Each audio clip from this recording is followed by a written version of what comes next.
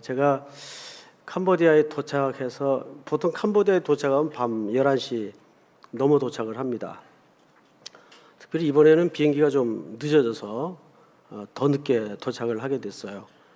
이제 하룻밤 자고 첫날 바로 그 희망학교라는 학교에 이제 방문을 하게 됐습니다.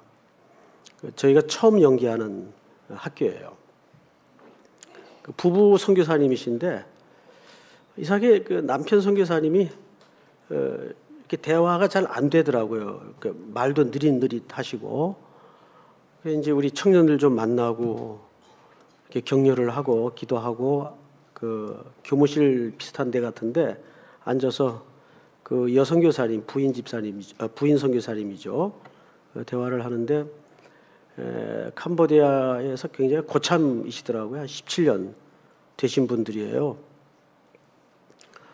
그래서 이제 그분이 뭐 혼자 너무 반가워가지고 또 우리 청년들도 너무 이뻐가지고 막 17년간 살아왔던 이야기들을 하시는데 얼마 전에 아주 엄청난 일을 이분이 겪은 겁니다. 그 생떼 같은 17 먹은 아들이 어느 날 실종이 된 거예요. 캄보디아에서. 차라리 시신이 내 눈앞에 확인이 되면 참 묻어버리고 가슴에 묻어버리고 잊기라도 할 텐데 아들이 실종이 된 거예요. 겨우 얼마 있다가 시신을 찾았습니다. 오토바이 사고로 교통사고를 당했는데 보지 않았으니 과정이 어땠는지 몰라도 이 아이를 시신을 어디 먼 곳에다 유기를 해버린 겁니다. 근데 그것도 참 기적같이 시신을 수습하게 되었어요. 참 그 아버지 선교에 대해서 너무 기쁘게 동역하고 참 보물 같은 아들이었는데 그렇게 이방 땅에서 슬픔을 당한 겁니다. 모든 선교사님들이 이제 저분들 돌아가겠구나, 고국으로 돌아가겠구나 모두가 생각을 했대요. 그리고 그 사고를 낸 그 범인도 뺑소니죠. 또 나아가서 시신 유기가 되고 잡았는데 이걸 고소한들 뭐 하겠어요. 많이 갈등했대요. 이걸 어떻게 해야 되나 하다가 아들 생각을 했답니다. 우리 아들이었으면 어떻게 했을까. 그래서 덮어버렸어요. 그거를 법적으로 다루질 않고 그냥 아들 시신 찾은 것만으로 위안을 삼은 겁니다. 그 과정을 이 부모가 이국 땅에서 생떼 같은 아들을 그렇게 불의의 사고로 잃어버리고 겪어야 되니 얼마나 기가 막혔을까요?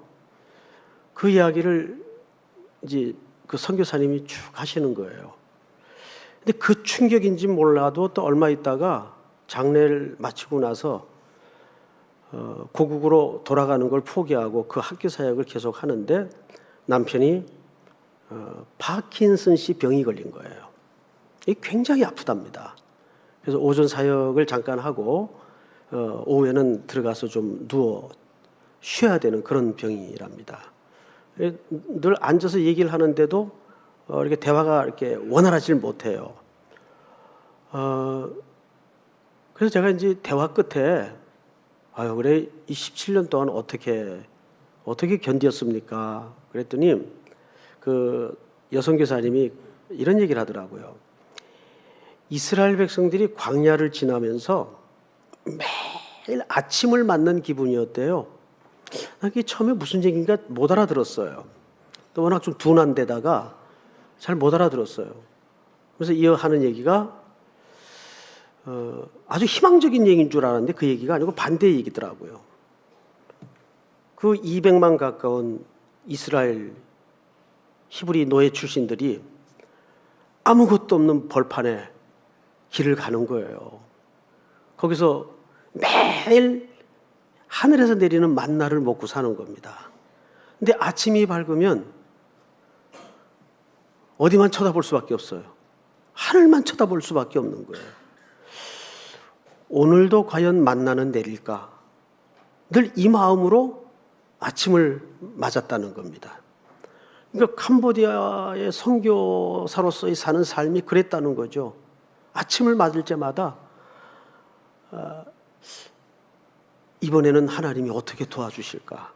그러니까 정말 광야라는 데가 하나님의 은혜밖에는 구할 것이 없는 공간이 광야라는 거예요. 그 대화를 마치고 이제 시아노크빌로 5시간에 걸친 거리를 이제 자동차로 왔다 갔다 하는데 계속 그 여선교사님의 대화, 또 그 선교사님의 그 온울한 표정, 말투 이런 것들이 마음에 이렇게 생각이 떠오르는 겁니다. 그래서 이제 흥얼흥얼하면서 노랫말을 그 스마트폰 그 녹음 파일에다가 이렇게 가사하고 곡을 저장을 했어요. 저는 악보를 사실 읽을 줄도 모르고 박자도 못 맞추고 음정도 불안하고 뭐 음악에 대해서는 전혀 모릅니다. 그런데 이제 그거를 우리 전영훈 목사님한테 제가 보냈어요. 한 3개짜리로 끊어서 요거를 멋지게 한번 만들어 보라 그랬더니 이런 곡이 나왔네요. 예, 좀 뭐 송태금 목사 작곡 그랬는데 이거는 어불성설이고 그 선교사님들이 만든 노래입니다. 평생에 걸쳐서 그럼에도 불구하고 이따 마지막 곡으로 한번 더 부를 거예요. 제가 아주 그분들하고 대화를 통해서 그 광야의 아침은 정말 그런 아침이었겠구나. 오늘은 뭐 먹고 살지 이런 심정으로 아침을 맞았다는 거죠. 아마 여러분들의 그 팍팍한 청춘의 삶도 지금 그런 비슷한 길을 걷고 있는 것 같아요. 아침을 맞을 때면 오늘도 주님의 은혜 받기는 소망이 없다는 것을 좀 담고 싶어서 이렇게 엉터리 노래를 만들어 본 겁니다. 잊어버리시기 바랍니다. 자, 오늘은 계시록 13장 두 번째 파트인데 내가 봄에 또 다른 짐승이 땅에서 올라옵니다. 첫 번째 짐승은 어디서 올라왔었죠? 1절에 보니까 바다에서 올라오죠. 바다에서. 근데 이제 두 번째 짐승은 또 다른 짐승으로 표현되어 있어요. 이 짐승이 땅에서 올라오니 모양이 어떻습니까? 이 짐승은 어린 양같이 2뿔이 있어요. 자, 이거 사실은 어린 양입니까? 어린 양 같이입니까? 네, 어린 양 같이. 사실은 흉내를 내는 거예요. 누구 흉내를 내죠? 그리스도의 흉내를 내는 거예요. 어둠의 권세 잡은 자들이 사실은 전부 그리스도의 흉내를 내요. 그래서 어린 양 같이 2뿔이 있어요. 근데 뭐 보니까 금방 실체가 들통이 나죠. 누구처럼 말을 합니까? 예, 용처럼 말을 하더라. 그러니까 이것은 사탄의 휘하의 졸개입니다.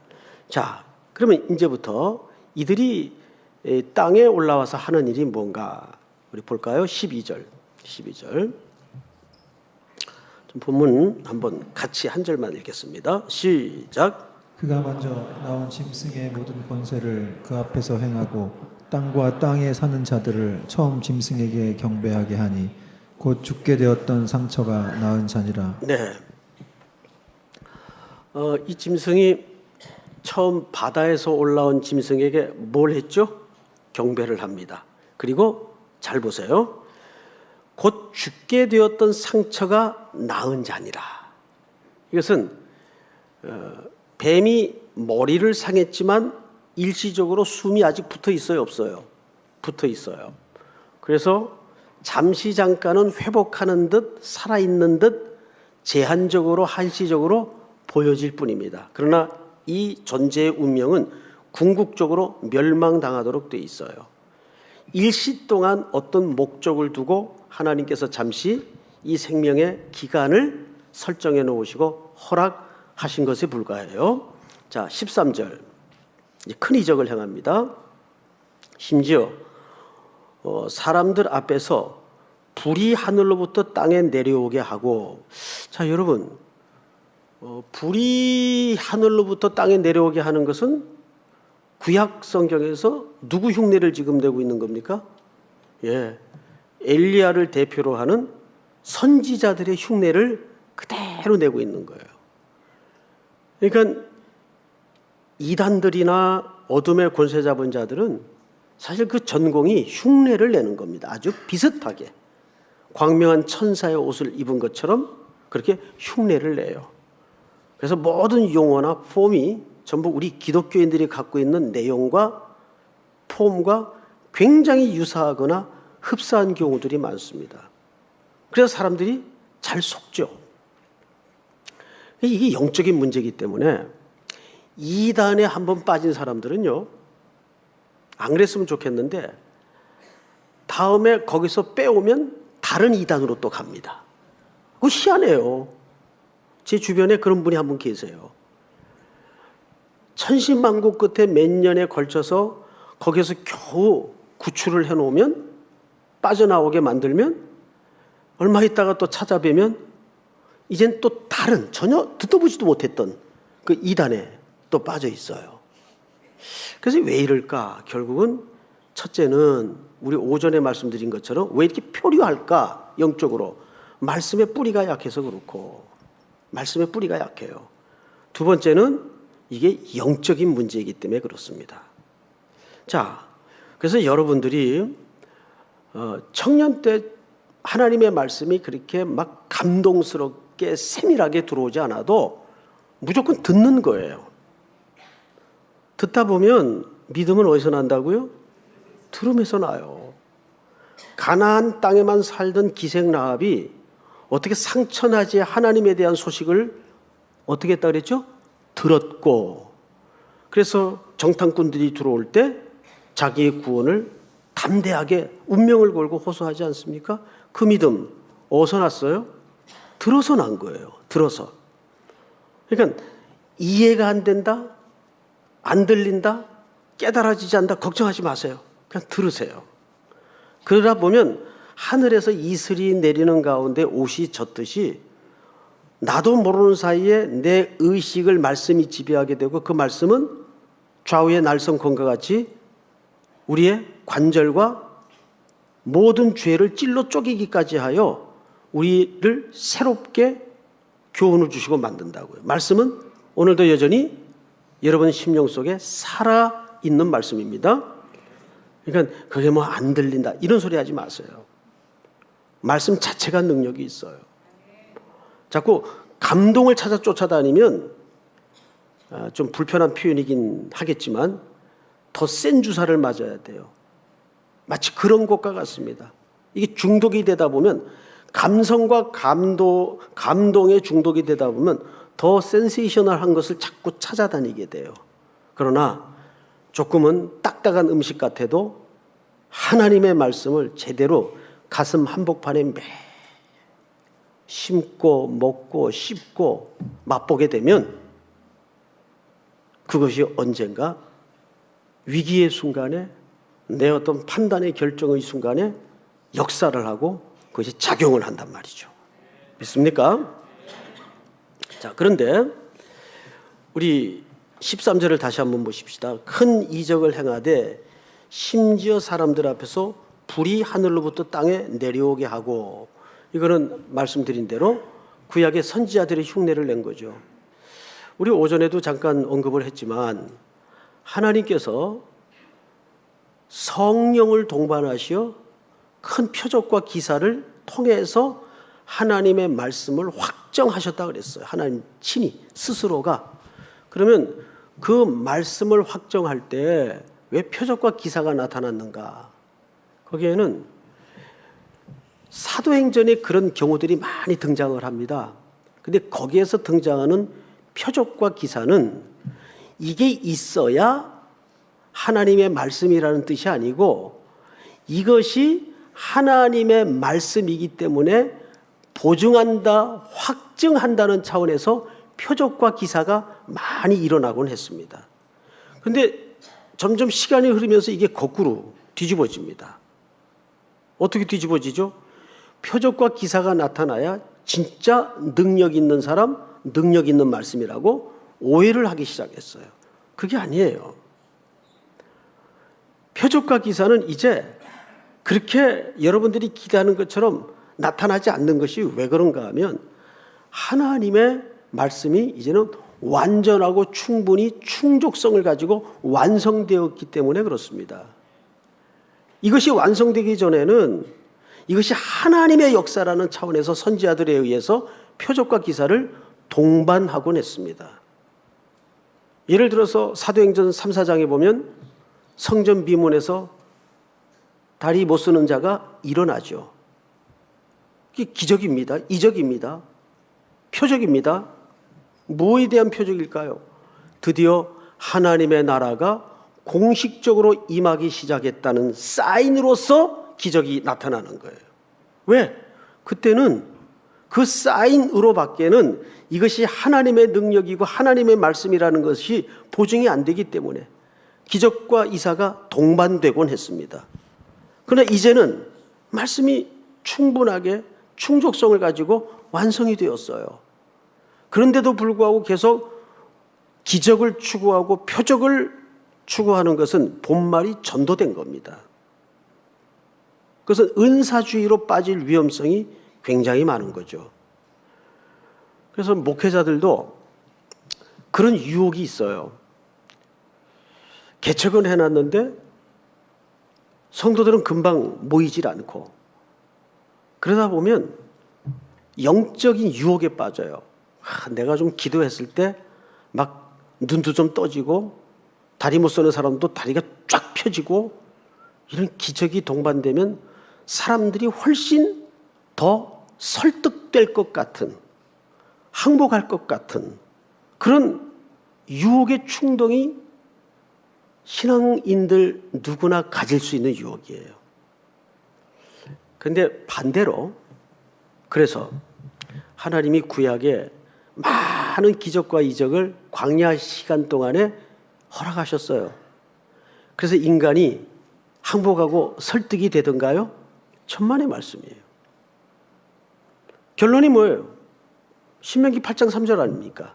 사람이 떡으로만 사는 것이 아니요 여호와의 입에서 나오는 말씀으로 사는 것이니라. 그것이 광야 40년 기적만 보고 겪었던 이스라엘 공동체가 직접 확인하는 결론이에요. 결국 이 시대 또 나에게 마지막 대답은 결국 말씀밖에 없어요. 말씀이 시대를 깨우고 말씀이 교회를 살리고 말씀이 내 가정을 일으키는 거지 어떤 사람의 영향력이나 리더십이나 제도나 좋은 프로그램이 시대를 바꾸고 사람을 바꾸는 게 결단코 아니라는 것을 잊어서는 안 됩니다. 그런데 사단이 그 사람들의 연약한 심리를 잘 알아요. 그래서 이렇게 선지자들의 흉내를 거짓으로 내는 겁니다. 뭐 요즘 그 신문의 광고라든지 전단지라든지 인터넷에 쏟아지는 그 기독교 계열의 광고를 보면 내가 본 천국이라든지 또 뭐 예를 들면 신유의 은사 불의 종 청파동에 임하시다 뭐 이런 광고가 많아요. 저를 말하는 게 아니에요. 저는 잽도 안 되죠. 그러면 인생이 갑갑한 사람들은 확 귀가 쏠릴까요? 안 쏠릴까요? 귀가 쏠리죠. 왜 안 쏠려요? 답답한데. 여러분 예를 들어서 어린 자녀가 있는데 병원에 다녀봐도 그렇고 백약이 무효예요. 그러면 그런데라도 마지막 지푸라기라도 잡고 싶은 심정이 저라도 들겠어요. 그런 심정이 든다고요. 이럴 때 그 인간의 연약한 심리를 이용해서 잘못된 진리가 들어가게 되고 잘못된 종교에 발을 딛게 만드는 겁니다. 지금 그것을 사탄이 너무 잘 알죠. 그래서 땅에서 일어난 짐승들이 바다에서 일어난 짐승들이 주로 하는 사역이 이렇게 미혹해 하는 사역을 합니다. 자, 15절을 한번 볼까요? 14절 짐승 앞에서 받은 바 이적을 행함으로 땅에 거하는 자들을 어떻게 하여 미혹하며 땅에 거하는 자들에게 이르기를 칼에 상하였다가 살아난 짐승을 위하여 뭘 만들라 하더라. 예, 결국 그 끝은 우상화 작업입니다. 우상을 만들라 하더라. 자, 16절을 볼까요? 15절 우리 한번 같이 읽겠습니다. 시작. 그가 그 권을 받아 그 짐승의 우상에게 생기를 주어 그 짐승의 우상으로 말하게 하고 또 짐승의 우상에게 경배하지 아니하는 자는 몇이든지 다 죽이게 하더라. 야, 이 재밌는 그림 하나 소개되고 있죠. 그가 권세를 받아 그 짐승의 우상에게 뭘 줘요? 이거 누가 하던 행동입니까? 예. 하나님이 인간을 만들 때 하시던 행동이에요. 이거 누구 흉내내는 거죠? 하나님 흉내내는 거예요. 선지자 흉내내고 하나님 흉내내는 거예요. 그래서 항상 그 종파를 만들어서 교주 노릇하는 사람들이 늘 전면에 등장할 때 뭐 쓰고 나옵니까? 이 관 쓰고 나와요. 왕이라는 거죠. 이 그리스도의 흉내를 내는 겁니다. 계시록에 등장하는 그 상징적인 그리스도의 흉내를 내는 거예요. 이 건너편에 저 양반도 쓰고 나오고 뭐 다 쓰고 나와요. 이게 사실 흉내 내는 겁니다. 영적으로. 생기를 주실 수 있는 분은 하나님밖에 안 계세요. 그런데 우상을 만들어서 거기다가 생기를 주고 있어요. 자, 그리고 성경을 또 볼까요? 우상에게 경배하지 아니하는 자는 몇이든지 다 죽이게 하더라. 16절 다 같이 시작. 그가 모든 자 곧 작은 자나 큰 자나 부자나 가난한 자나 자유인이나 종들에게 그 오른손에나 이마에 표를 받게 하고. 네, 드디어 이제 여러분들이 궁금해하는 그 표 얘기가 나옵니다. 이 표를 어디에 받아요? 이마에 표를 받아요. 한번 옆에 사람 그 얼굴 한번 이마 좀 보세요. 뭐 표 받은 거 있나 없나? 있어요, 없어요? 없네요, 전부 다 보니까. 제 눈에는 보이는데요. 이마에 표 받은 사람 보이는데요, 여기서? 있어요. 있네요.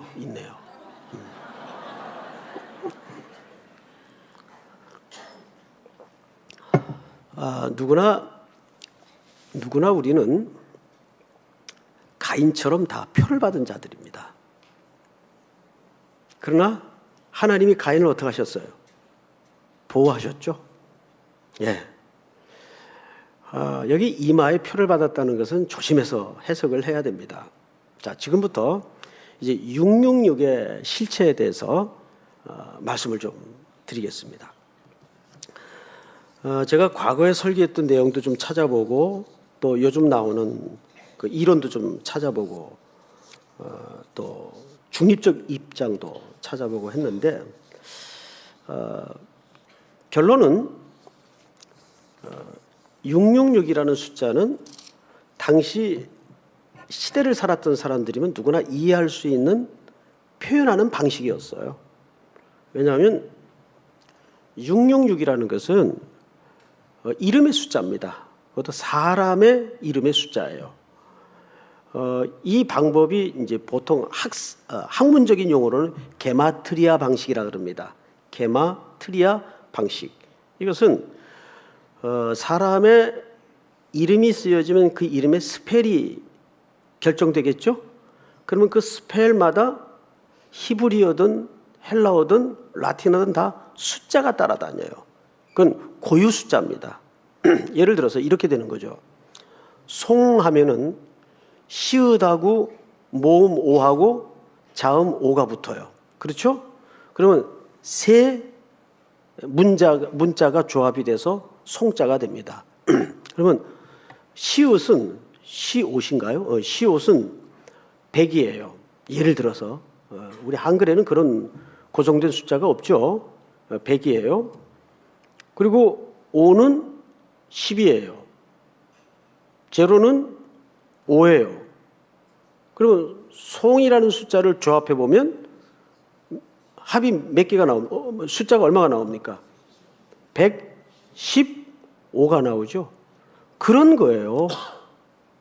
그래서 여기에서 네로, 카이사르 이 황제를 얘기하는 거죠. 그 이름을 조합해 보면 히브리 숫자로 환치했을 때 666이 나오는 거죠. 이해가 됩니까, 여러분? 자, 그런데 문제는 뭐냐면 이 시대의 사람들이 이 게마트리아 방식의 숫자를 맞추기 위해서 계속 좀 억지 해석을 했다는 겁니다. 억지 조합을 했다는 겁니다. 그래서 끝에 가서는 어쨌든 간에 자기들이 의도하는 숫자가 나오도록 돼 있어요. 이렇게 하든 저렇게 하든. 결국 우리는 이렇게 분리해서 생각을 할 필요가 있어요. 분명 성경에서 말한 666이라는 숫자는 그 당시 통용되고 사용되던 게마트리아 방식을 말하는 것이라는 건 그 시대 살았던 사람들이면 누구나 알아요. 근데 문제는 뭐냐면 이것이 그러면 하나님의 수가 아니고 누구 수라는 거죠? 사람의 수라는 거예요. 자, 여러분, 우리가 성경 전체에서 히브리 수의 의미를 조합해 볼 때 6은 무슨 수입니까? 세상 수죠. 왜? 6일 동안 하나님께서 세상을 어떻게 하셨어요?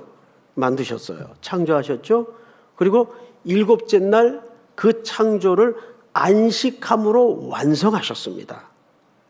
여섯째 날 다 마친 게 아니에요.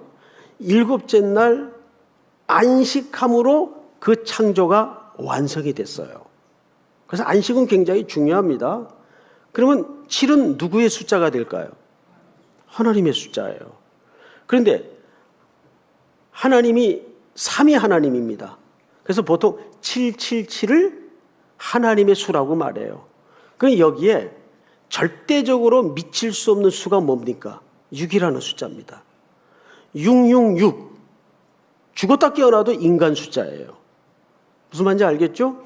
하나님의 완전수에는 절대 근접할 수 없는 수, 부족한 수, 666을 얘기합니다. 이것이 뭐 그 시대 네로를 얘기했다. 또 2차 세계대전 때는 히틀러를 얘기했다. 그렇게 우길 수 있어요. 그러나 우리가 그렇게 정확하게 이거는 누구다라고 끼워 맞히는 해석은 저도 지나고 보니까 좀 무리한 해석이 아닌가 생각을 합니다.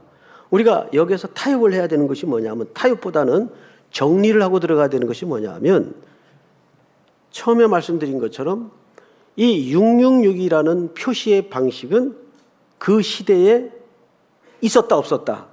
분명히 있었다. 게마트리아 방식이에요. 그런데 이것은 우리가 폭넓게 시대를 넘고 세대를 넘어 해석을 하자면 이건 사람의 수라는 것을 알 수가 있습니다. 그래서 그 정도로 해석을 끝내야 돼요. 멈춰야 돼요. 그 이상, 그래서 666이 뭔데? 신용카드야? 뭐 베리칩이야? 해프닝이 있었죠. 666번 버스가 있었어요. 옛날에. 그게 어딜 다니는가 하면 사당동을 왔다 갔다 했어요. 총신대 넘어가가지고. 근데 어느 아주머님이 교회 다니는 집사님 같은데 모르고 그 버스를 탄 거예요. 탔다가 이렇게 보니까 자기가 탄 버스가 666번이라. 스텝! 버스에 있는 사람들이 난리가 났어요. 뭔 일인가 하고. 666번 탔다고. 제가 그 어느 교회에서 있을 때인데, 보통 이제 일반 교회 좀 문에 교역자들이 성도들 맞이하느라고 안내를 하죠. 안내를 하라고 서 있는데, 어느 잘 차려입은 귀부인이 막 얼굴이 시뻘게 가지고 자기 아들을 막 데리고 온 거예요. 그 저분이 왜 이렇게 좀 흥분돼 있나 하고 좀 조심스럽게 왜 그러세요? 그랬더니 목사님 큰일 났어요. 얘 팔뚝 좀 보세요. 그래서 왜요? 그랬더니 거기에 바코드가 찍혀 있는 거예요. 애 팔뚝에. 애는 몰뚱해가지고 당황스러워서 그 엄마한테 끌려와 있고 고등학교 1학년 학생인데, 그럼 너 이거 어디서 찍혔냐 그랬더니 어제 그 롯데월드 어디 가니까 입장 표시로 이걸 찍어줬다는 거예요. 이거를. 그 집에 왔더니 엄마가 이거를 보고 못 지우게 하고 너 이거 가서 목사님한테 기도받아야 된다고. 어? 이게 이 바코드라고. 그러니까 이런 전 어처구니 없는 666번 버스 사건이나 이런 사건들이 왜 일어나는가 하면 이 666의 의미에 대해서 잘 이해를 못하기 때문에 일어나는 어처구니 없는 해프닝입니다. 이 666은 결국은 뭘 얘기하는가를 성경 전체 문맥에서 한번 다시 볼 필요가 있어요. 자, 본문으로 다시 가서 보십시다. 16절, 그가 모든 자 곧 작은 자나 큰 자나 부자나 가난한 자나 자유인이나 종들에게 그 오른손에나 이마에 뭐를 받게 했죠? 표를 받게 하고. 17절 다 같이 읽습니다. 시작. 누구든지 이 표를 가진 자 외에는 매매를 못하게 하니 이 표는 곧 짐승의 이름이나 그 이름의 수라. 네. 자, 저를 보십시오. 로마 시대의 경제 구조를 좀 간단하게 이해할 필요가 있습니다. 그 로마 시대는 중앙정부라는 로마 나라가 있었어요. 로마 제국이 있었죠. 그리고 그 주변으로 해서 아시아 전역에 도시 국가들이 형성돼 있었습니다. 그리고 이것이 아시아 연맹을 구성하고 있었어요. 이걸 아시아 연맹이라 그래요. 그리고 여기에서 이제 관리를 하나 뽑습니다. 성경에도 그 직함의 명칭이 한 군데 등장을 하는데 우리 그 부분을 한번 찾아보고 들어가십시다. 우리 사도행전 19장을 좀 열어주세요. 여기 손가락으로 집어넣고 사도행전 19장. 예, 자막 없어요. 찾으세요.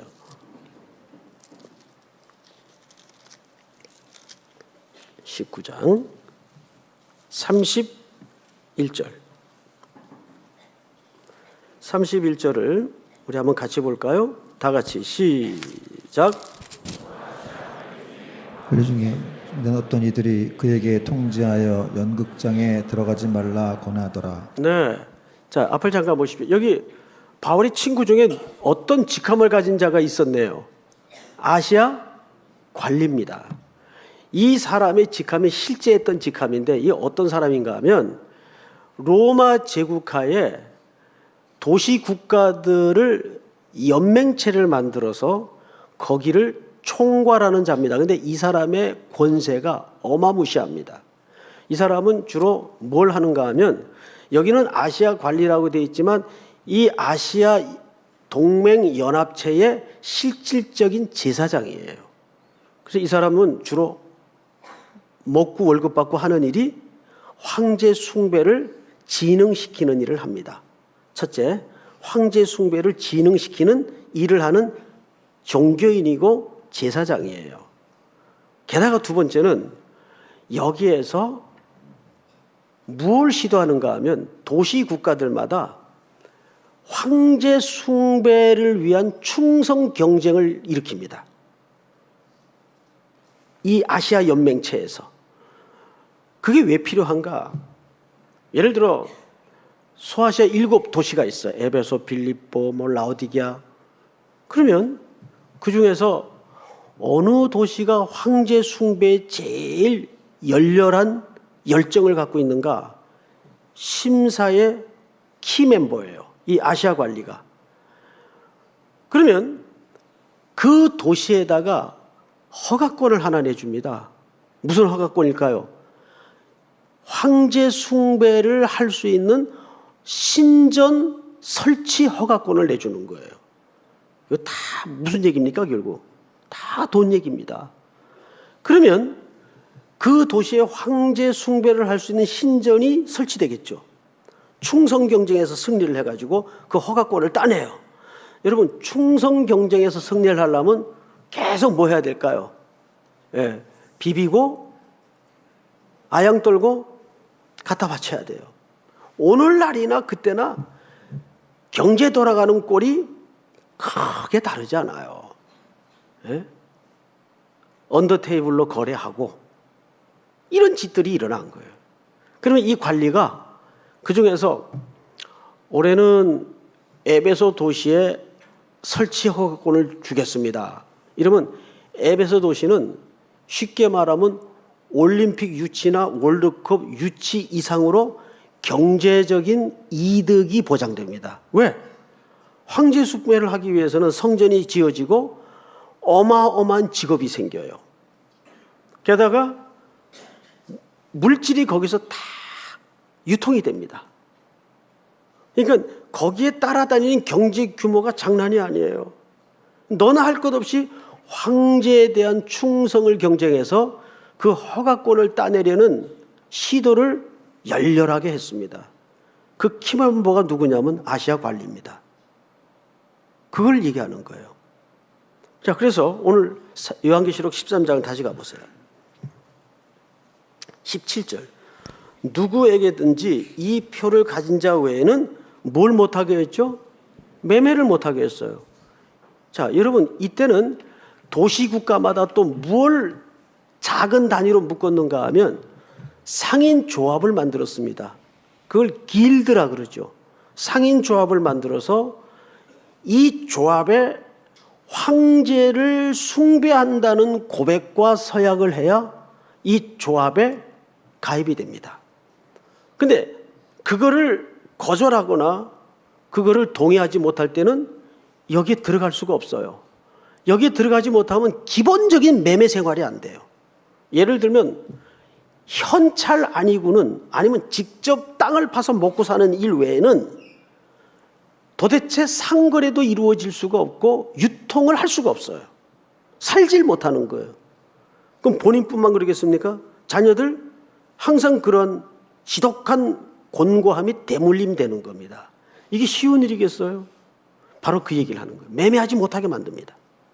누구 외에는 이마나 손에 표를 받은 자 외에는 뭐 진짜 여기다 낙인을 찍었다 그 얘기가 아니에요. 이것은 상징적인 얘기예요. 자, 성경을 조금 더 보십시다. 18절 우리 다 같이 한번 읽어볼까요? 시작. 지혜가 여기 있으니 총명한 자는 그 짐승의 수를 세어보라. 그것은 사람의 수니 그의 수는 666이니라. 네. 여기서 말하는 666은 결국 무슨 수로 규정을 하고 있습니까? 사람의 수. 사람의 수. 666. 그러니까 여기서 말하는 666은 크게 두 가지로 결론 지을 수가 있어요. 하나는 교회 안에 지금도 파고 들어와서 세속의 권세를 가지고 진리를 왜곡시키고 무너뜨리려는 모든 시도나 모든 세력을 얘기합니다. 두 번째는 이 666은 우상 숭배를 얘기하는 거예요. 거짓 교사들이나 거짓 선지자들에 의해서 농락당하는 우상 숭배를 얘기하는 겁니다. 이 시대는 그게 누구였어요? 로마 정권이고 로마 황제였다고 말이에요. 곧 여기에 666이 로마 황제를 말한다는 말이 아니에요. 이것은 시대마다 있어 왔을까요? 이 로마 시대에 단회적으로 끝난 이야기일까요? 시대마다 있어 왔죠. 오늘날에는요. 다른 모양으로 다른 형태로 이 똑같은 일들이 벌어집니다. 그래서 우리에게 필요한 것은 결론은 다시 돌아가서 우리가 하나님의 말씀에 눈을 부릅뜨고 그 말씀이 오늘날 이 시대와 교회와 나에게 명료하게 뭘 말해주는가. 여러분, 엘리야가 호렙산 굴 앞에 불리워 세워졌을 때 하나님의 음성이 불에 있지 않았어요. 지진에 있지 않았어요. 크고 강한 바람 속에 있지 않았습니다. 뭐에 있었다고요? 세미한 소리. 세미한 소리는 무슨 뜻일까요? 세미한 소리라는 것은 다시 말해서 내가 귀를 집중해야 들릴 수 있는 소리예요. 집중해야 내 마음으로부터 들을 수 있는 소리예요. 우리는 귀로 소리를 듣고 두 번째는 마음으로 소리를 듣고 세 번째는 이 경청의 기술에 나오는 이야기인데 세 번째는 뭘로 듣나요? 환경을 통해서 소리를 들을 수가 있어요. 아, 시대가 지금 이렇게 달라지고 있구나. 이것도 뭘 듣는 방법이죠? 경청의 방법 중에 하나예요. 근데 제일 중요한 것은 어떤 소리든지 특별히 하나님의 말씀은 뭘로 들어야 될까요? 가슴으로 들어야 돼요. 귀로 듣고 가슴으로 듣고 눈으로 봐야 돼요. 그래야 우리가 거짓의 소리로부터 자유할 수가 있습니다. 안 그러면 전부 시대적 팔랑귀가 되어서 여기서 뭐 떴다 싶으면 그건 것 같고, 저기서 뭐 떴다 싶으면 그게 진짜인 것 같고, 우왕좌왕하다가 보면 훅 지나가요. 인생이 금방 지나가요. 꿈결처럼 막 자고 꿈에서 일어난 것처럼 빨리 지나갑니다. 제일 무서운 죄를 성경에서는 뭐라고 규정하고 있죠? 시간을 낭비하는 죄. 제일 무서운 죄로 규정하고 있습니다. 그래서 이스라엘 백성들의 광야 40년의 방황은 굉장히 무서운 죄입니다. 오늘 이 말씀이 666이 뭐냐? 그 실체는 그렇게 중요한 주제가 아니에요. 이 666의 의미에 해당하는 실체는 시대를 넘어서 교회 시대마다 있어 왔고, 오늘날에도 이런 적대 기독교 세력은 늘 우리 안에 밖에 존재해 있다는 것을 기억하시기 바랍니다. 오늘도 그리스도의 보혈로 인침을 받은 여러분들이 주 안에서 이 말씀 붙들고 승리하는 은혜가 있기를 주의 이름으로 축복합니다. 우리 다 일어나서 우리 광야의 새 아침 한번 다 같이 찬양하십시다.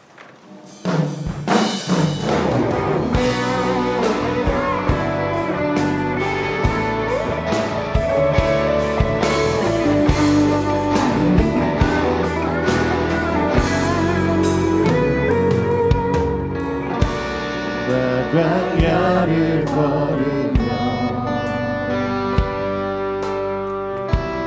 이 길 끝에 알았네. 순종만이 내 길인가. 이제는 알았네. 나 이 길을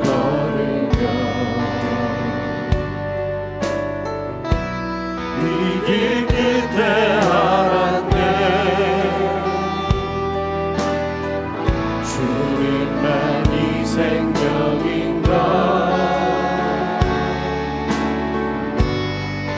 이제는 알았네.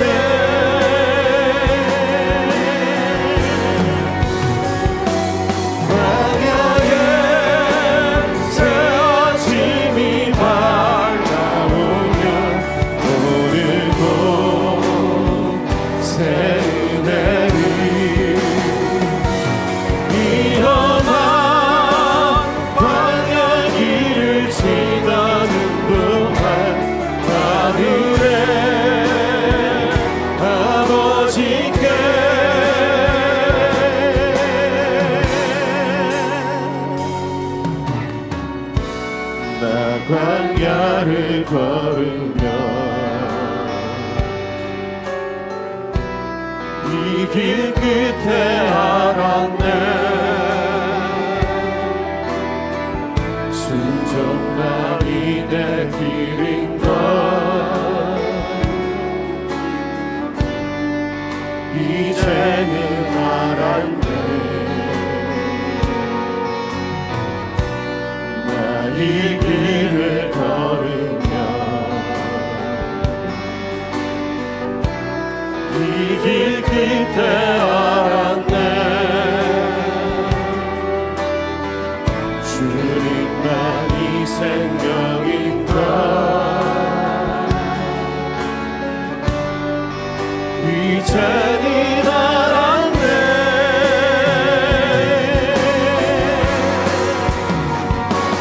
광야의 새 아침이 밝아오면 오늘도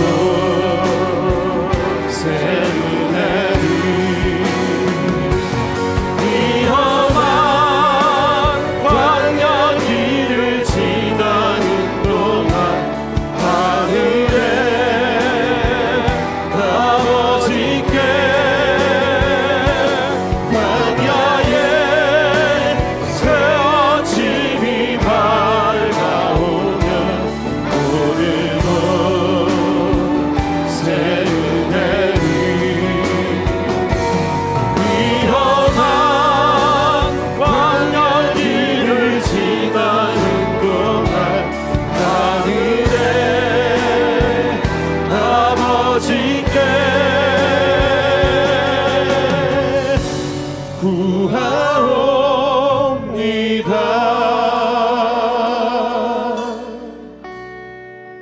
구하옵니다. 지금은 우리 구주 예수 그리스도의 은혜와 하나님 우리 아버지의 크신 사랑하심과 성령님의 교통 역사하심이 또 한 주 광야를 지나야 될 모든 사랑하는 성도들 머리 위에 이 시간도 오지에서 험지에서 복음을 증거하고 있는 선교사님들 머리 위에 그리고 먼 길을 떠나는 대만 일본팀 복중의 생명까지 영원토록 함께 있을지어다. 아멘.